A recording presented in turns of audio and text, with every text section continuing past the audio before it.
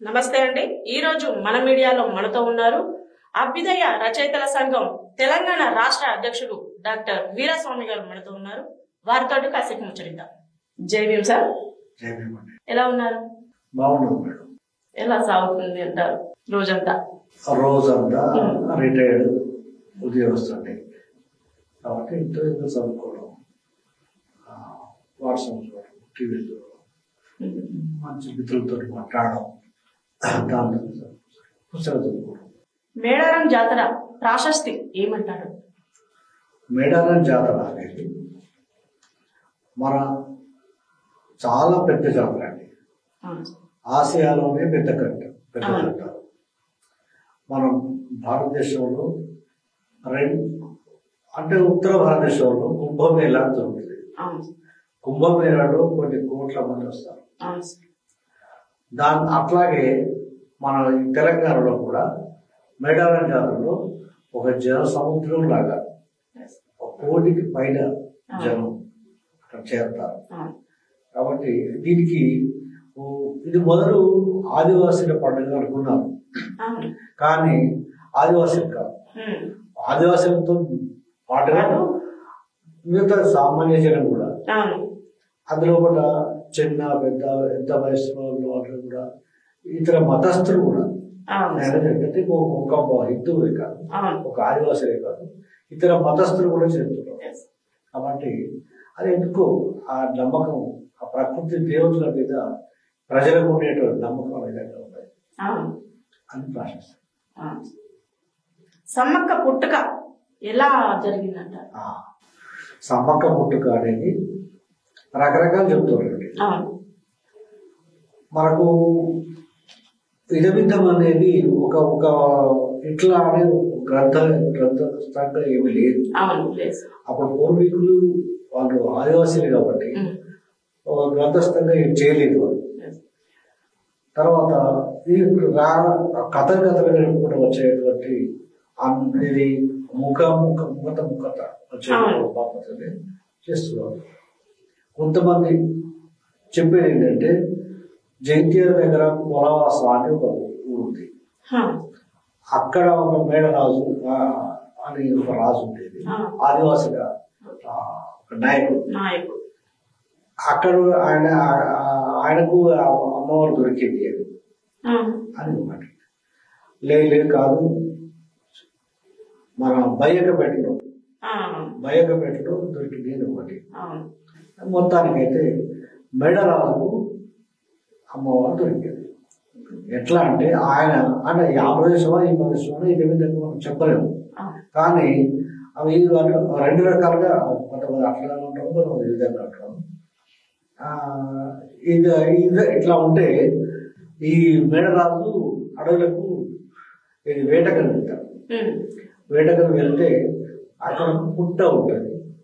ఆ పుట్ట మీద ఒక పాప, చిన్న శిశువు అక్కడ కేంద్ర కొడుకుంటూ ఉంటుంది. చిన్న పాప.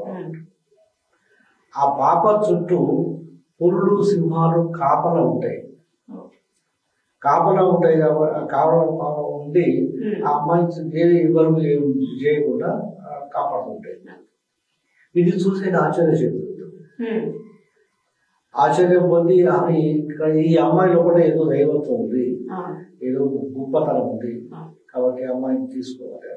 తర్వాత అప్పటికే మేడరాజుకు పిల్లలు లేరు.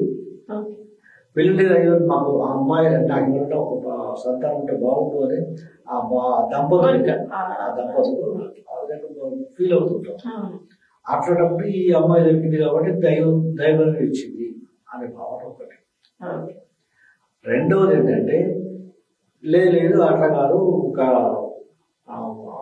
ఇది కంకవనం ఉంటుంది. మేడరాజు పోతుంటే ఆ కంకవనం లోపల ఆ వనం తవ్విండు. ఆ తవ్వుతుంటే లోపల ఒక మందసం అంటే ఒక పెట్టె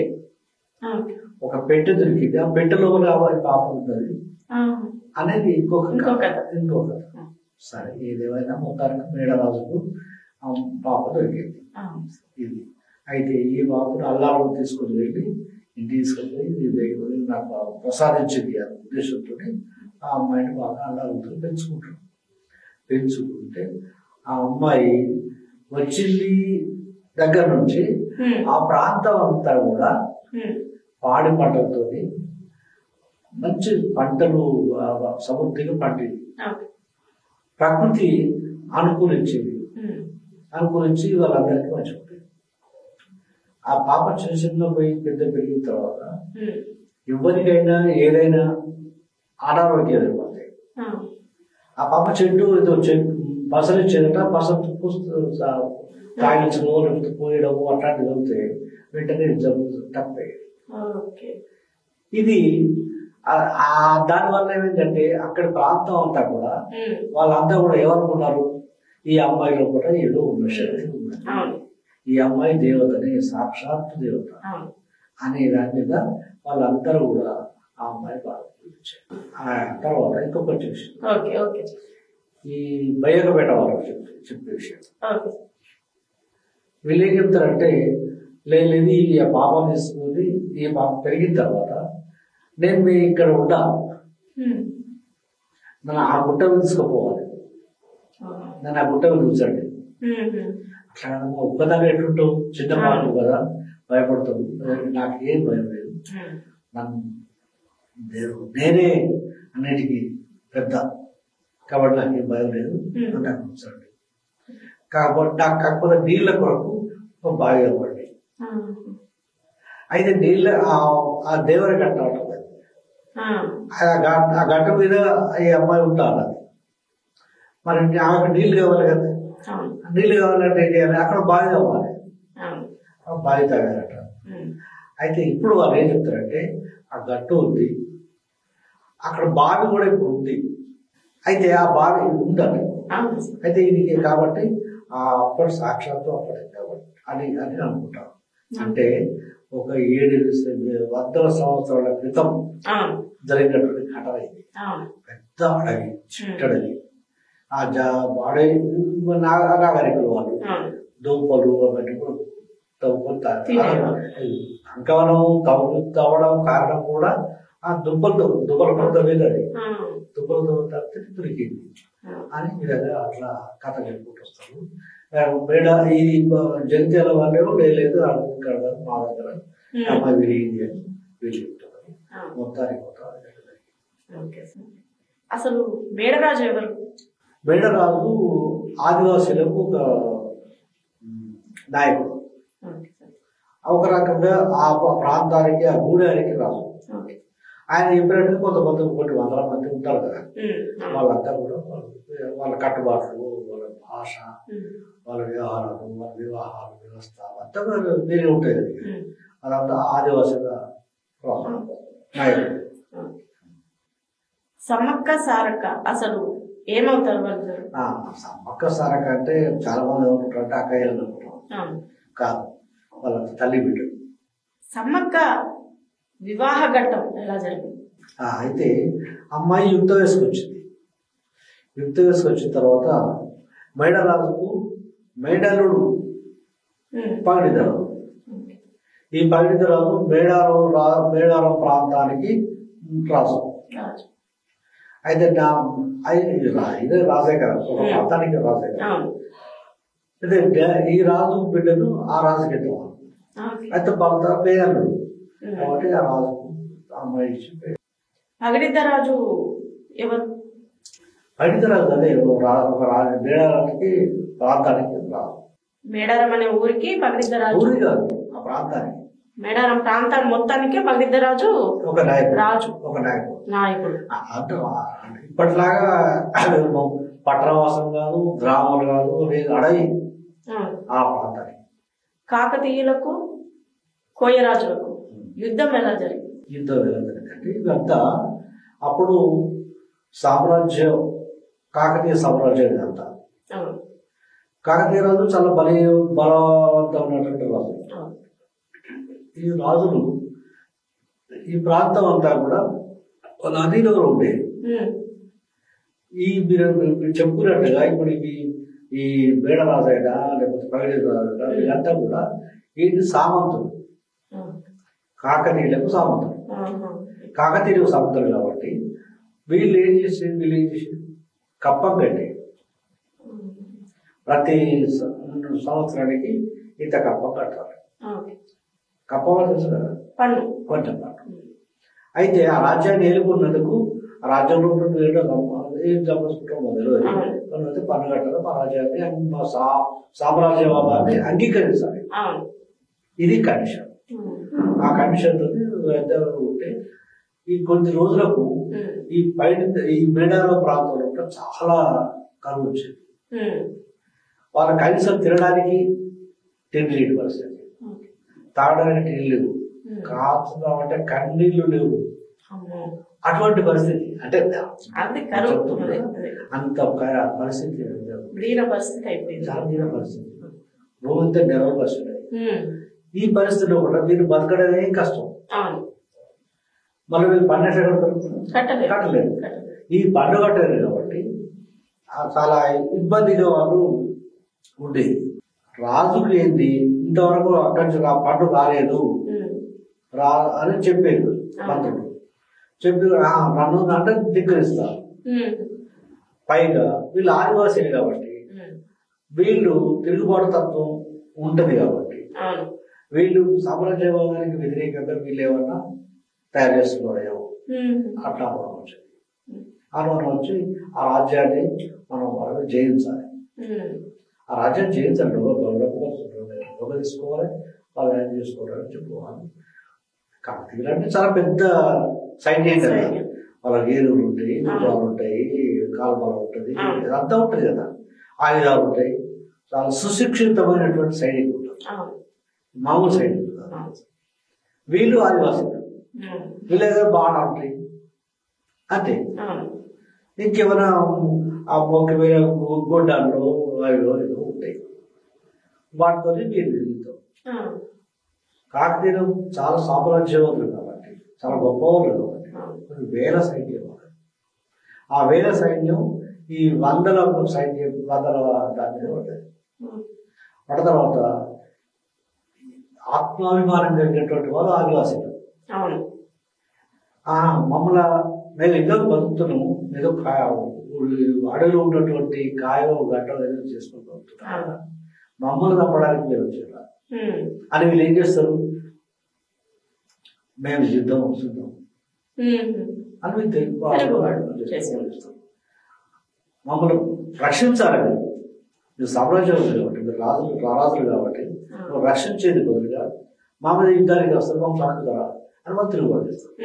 తిరుగుబాటు చేస్తే వీళ్ళు వేల మంది, వేల కళ్ళు బలమైనటువంటి వాళ్ళు, సుశిక్షితులు, ఇవన్నీ ఉండేవారు. వాళ్ళు మామూలు వాళ్ళు, బట్టలే సరిగా ఉండేవారు, కన్నాలు చేయడం. అటువంటి వాళ్ళంతా కూడా యుద్ధానికి వస్తే వాళ్ళకి యుద్ధం వాళ్ళు ఎక్కడ వీళ్ళు ఎక్కడ. సంపెంగ వాగు జంపన్న వాగుగా ఎందుకు పేరు మారిందంటారు? అయితే ఇక్కడ కూడా చెప్పాలి.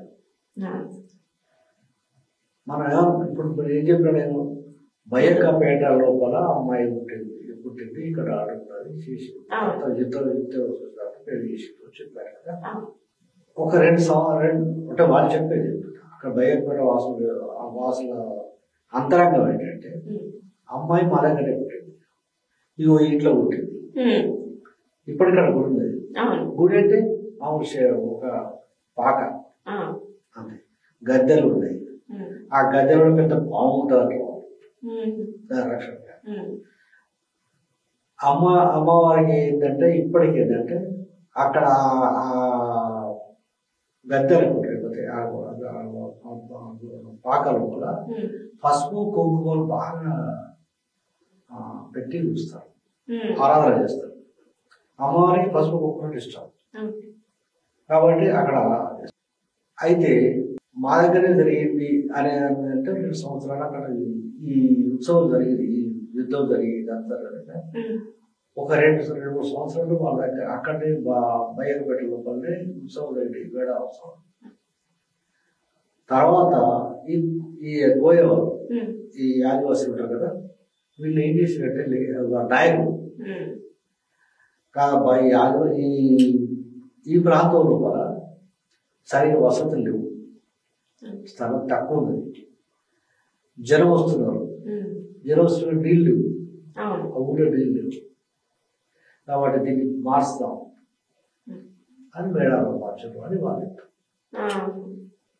నేను చెప్తాను కదా, ఇది ఒక ఇదే విధంగా ఇది ఇది ఇట్లా అనేది కరెక్ట్ గా అనేది మనం చెప్పలేదు, ఎవరు చెప్పలేదు, అది మనం ఊహించుకోవడం తప్ప ఎవరు చెప్పలేదు. చాలా రకాల కథలు ఉన్నాయి సమ్మక్క జాతర. అందు గురించి ఈ మేడారం ఇట్లా వచ్చింది. ఈ సంపెంగ వాగు అనేది ఆ అక్కడ ఈ మేడారం పక్క నుంచి పెద్ద వాగు వస్తుంది. జంపన వాగు అనేది ఎట్లా వచ్చింది అనేది తర్వాత చెప్తాను, తర్వాత చెప్తా. కానీ మొదలైతే ఇది మేడారం సంపెంగ వాగు అది. ఆదివాసులు ఈ వన దేవతలనే ఎందుకు పూజిస్తారు? వాళ్ళకు ఇంకా వేరే ప్రకృతి ఆరాధన ఇవ్వాలి.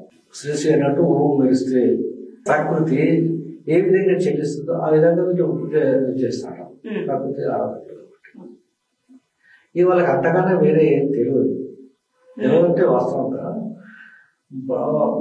ఉరువుతే ఇది దేవుడు, వర్షం పడితే ఇది దేవుడు, వర్షం గాలి వానదేవుడు, గాలి బాగా పెడితే ఇది వానదేవుడు, వాయుదేవుడు, అగ్ని మంటదాడు, ఒక్కోసారి అడవిలో కూడా మంటదాడు, ఇది అగ్నిదేవుడు.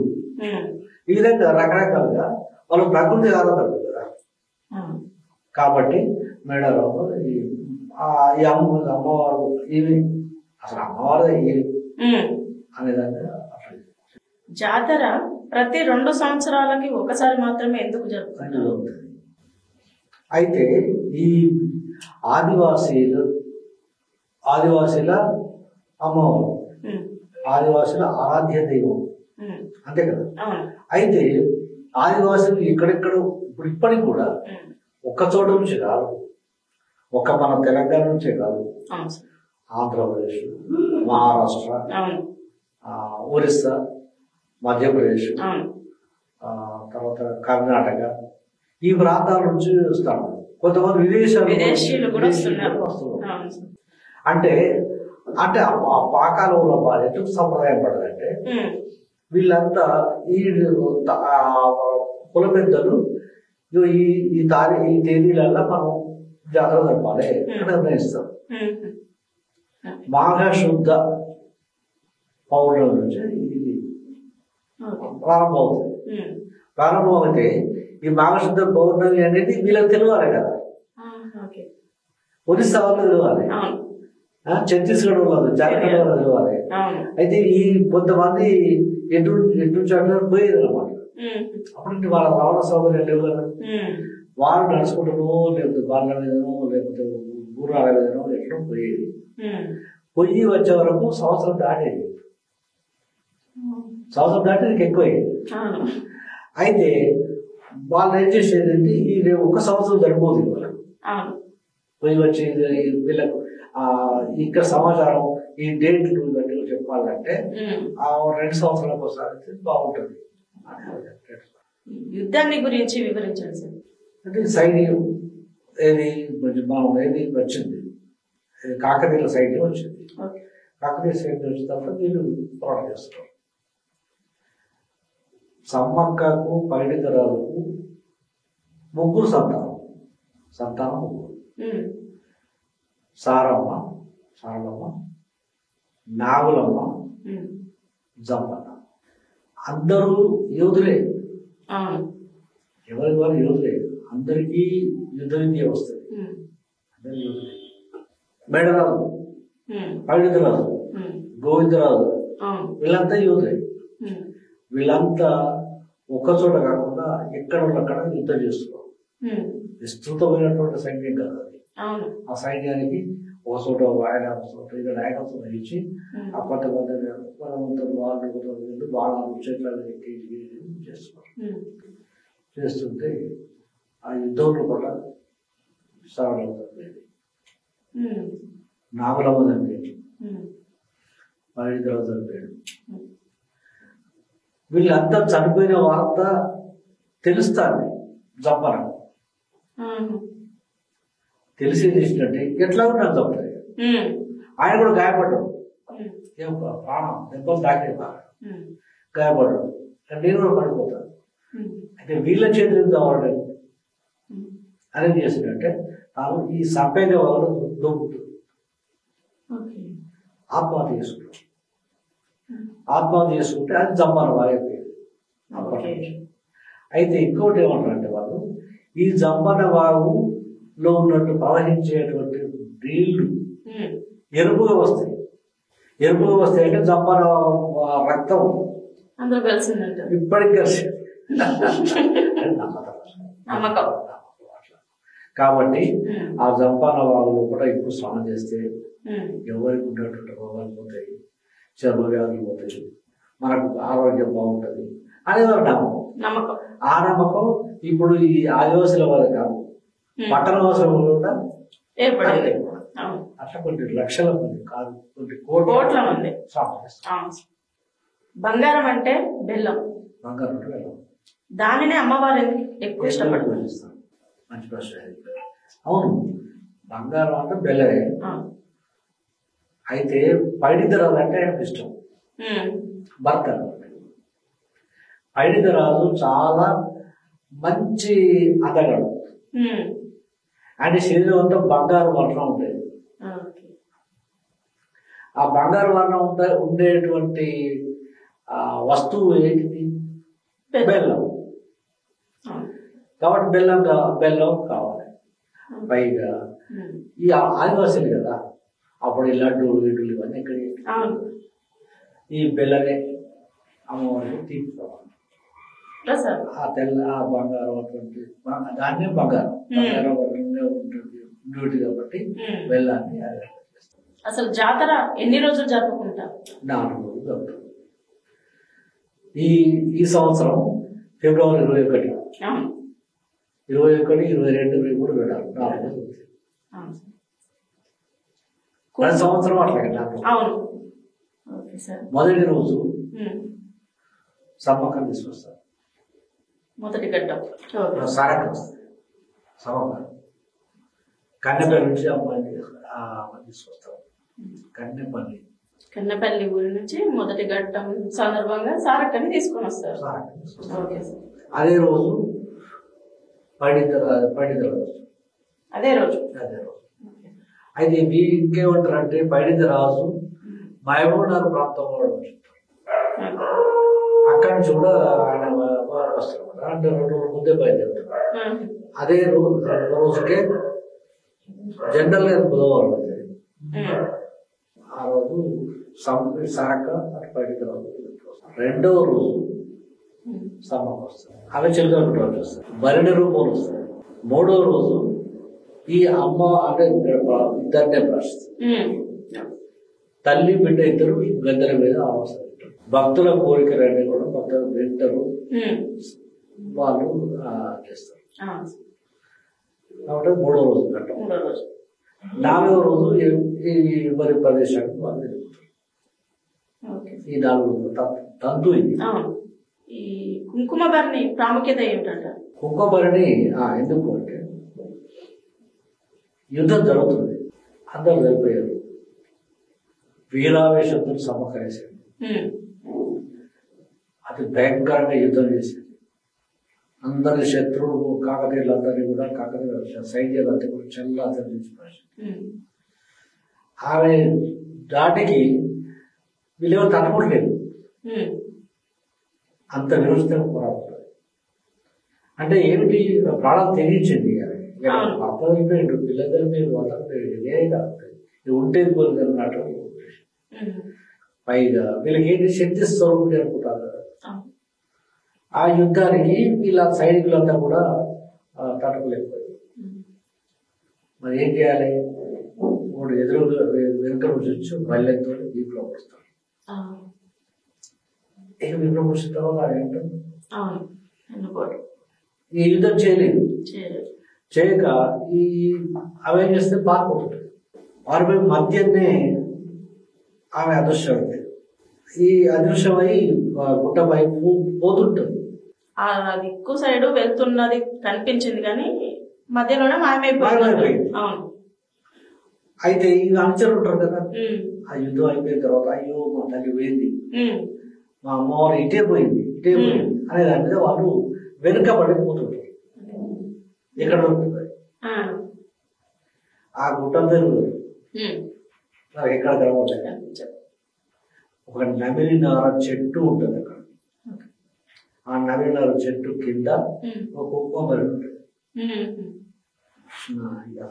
అమ్మవారి అప్పటి నుంచి వాళ్ళు కొబ్బరి రాష్ట్రం.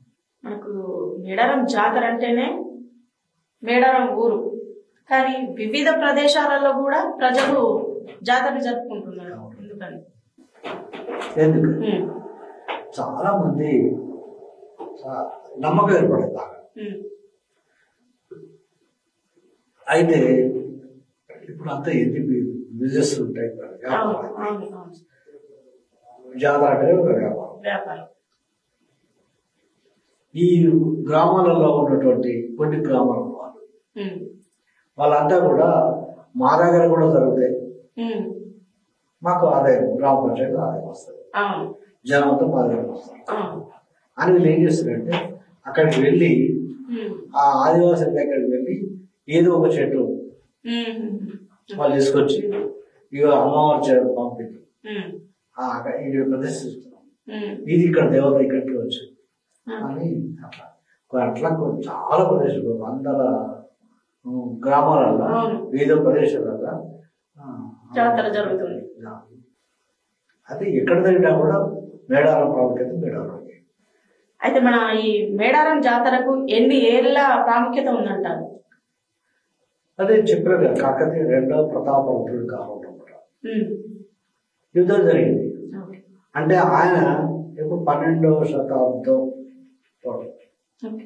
దాదాపు 800 సంవత్సరాల క్రితం జరిగినటువంటి చరిత్ర.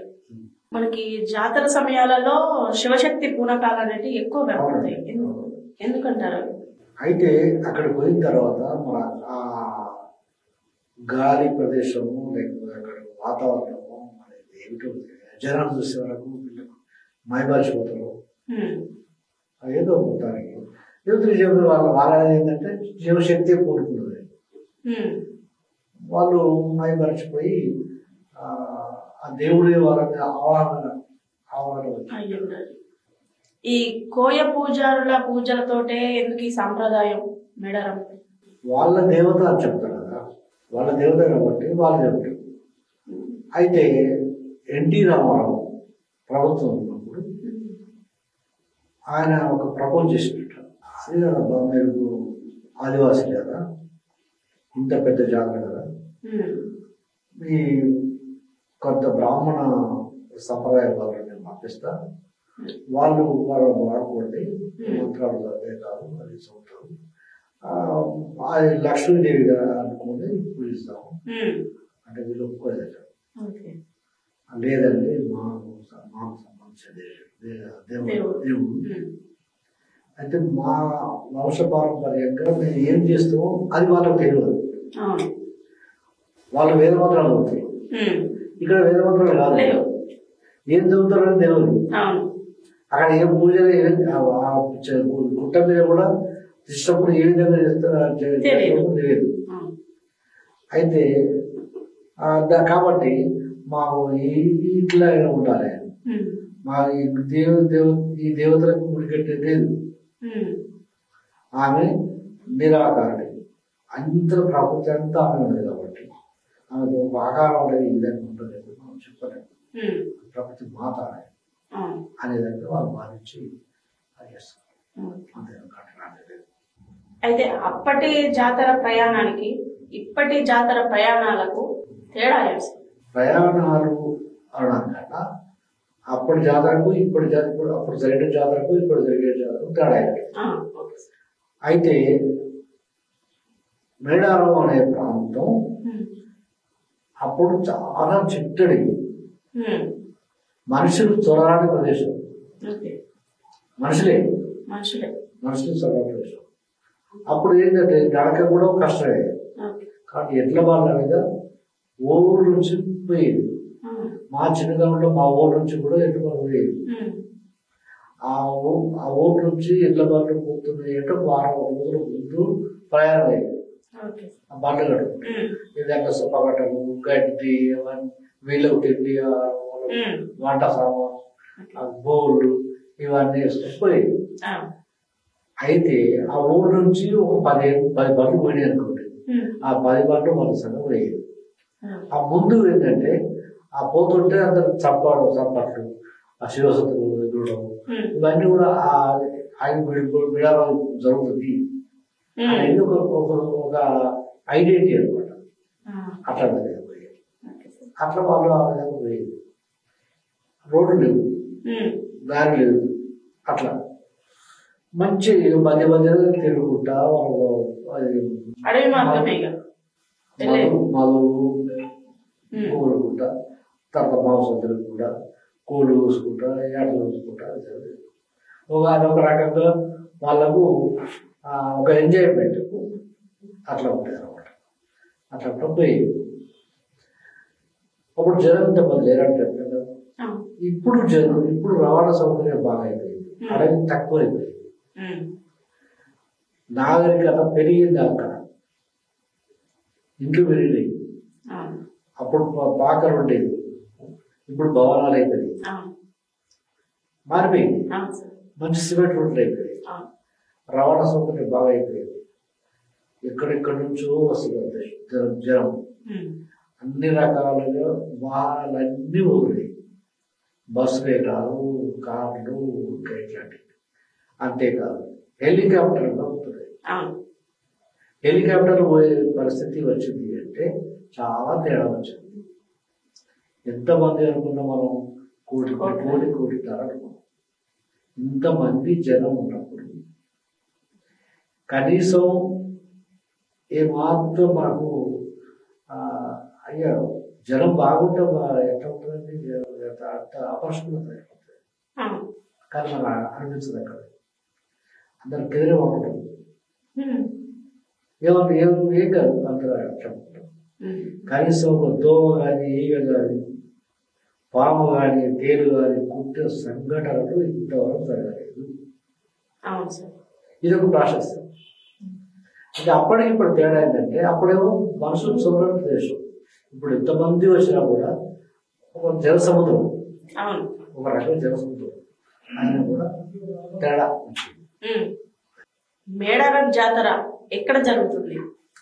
మేడారం జాతర వరంగల్ జిల్లా, అంటే ఇప్పుడు ప్రస్తుతానికి తెలంగాణ గవర్నమెంట్ వచ్చిన తర్వాత ములుగు జిల్లా. అంటే ములుగు జిల్లాలో మేడారం వరంగల్కు 80-90 కిలోమీటర్లు ఉంటుంది. ములుగుకు అయితే 44 కిలోమీటర్లు. తాడవాయి మండలంలో ఒక అడవిలో, అంటే ములుగు జిల్లాలో తాడవాయి మండలంలో ములుగు 44 కిలోమీటర్లు ఉంటుంది. ఈరోజు మా స్టూడియోకి వచ్చి మాకు మేడారం జాతర గురించి వివరించినందుకు మా మాతృక స్టూడియో నుంచి జై.